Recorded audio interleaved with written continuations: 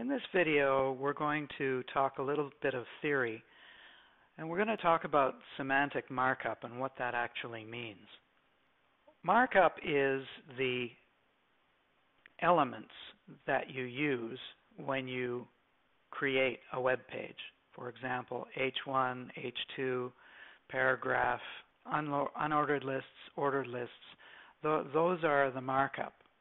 And what we mean by semantic markup is that we build meaning into the markup. So what we're talking about is using the H1, H2 elements for the headings and using the P element for paragraphs and using unordered lists and ordered lists. When you quote someone, use block quote.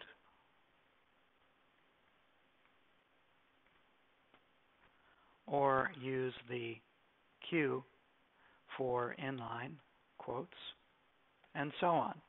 And the point of all this is that we want search engines to know as much information as they can about our page. And one way that we can do that in a kind of an automatic way is to give these hints, this micro information about what particular bits of text mean. So a bit of text with an H1 around it means that this is a heading. It's a very important kind of title element. P, or the paragraph elements, are body copy. When we quote something, this is important for search engines to know, okay, this is something which has been derived from something else. Visually, when we look at fonts, we look at them and we see each of them has a different kind of a style. So Courier is monospaced,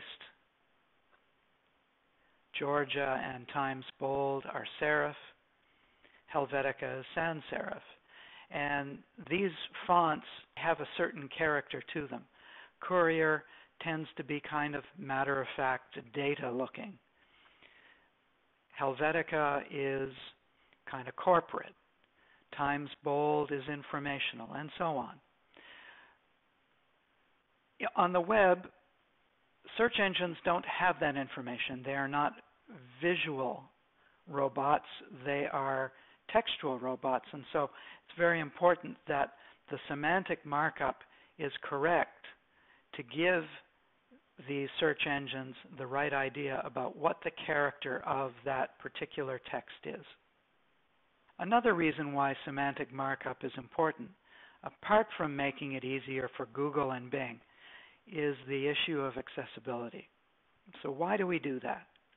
Well, in the United States, there's a legal reason for us to be concerned about accessibility, and that is the USA Disability Discrimination Act that was passed in 1992.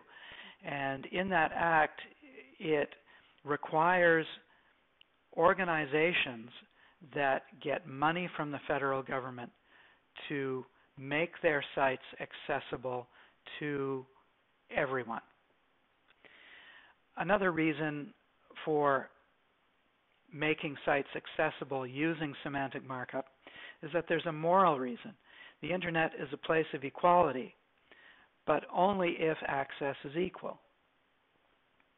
You may have websites that are public service websites, and the public sector has an obligation to serve the public, including those with disabilities.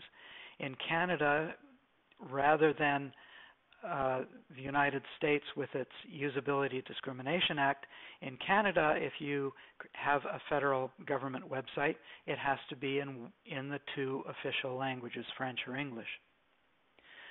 And in terms of the commercial aspects of websites, some surveys claim that 20% of the entire population has a disability, and that rate increases with age to up to 80% for people who are aged 85 or older.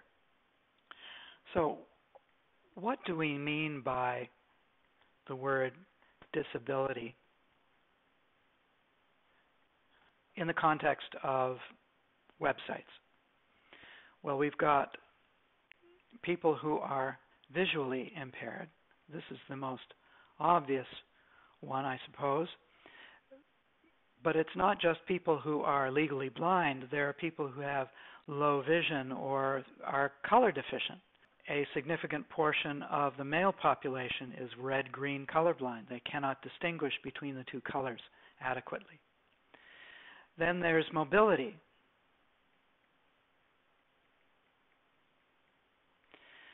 Or dexterity. You can have individuals with total or partial paralysis, people who suffer from Parkinson's disease, arthritis, or cerebral palsy. Then there are cognitive disabilities. And these are people who have suffered some brain function loss, such as stroke, short-term memory loss, multiple sclerosis, Alzheimer's. Then you've got learning disabled, people with attention deficit disorder or dyslexia. And finally, for individuals who are hard of hearing, you might want to have for videos some subtext so that they could read the text that's being said. So that's a little bit of theory about semantic markup and why it's important to mark up your code correctly with the proper elements that are available to you.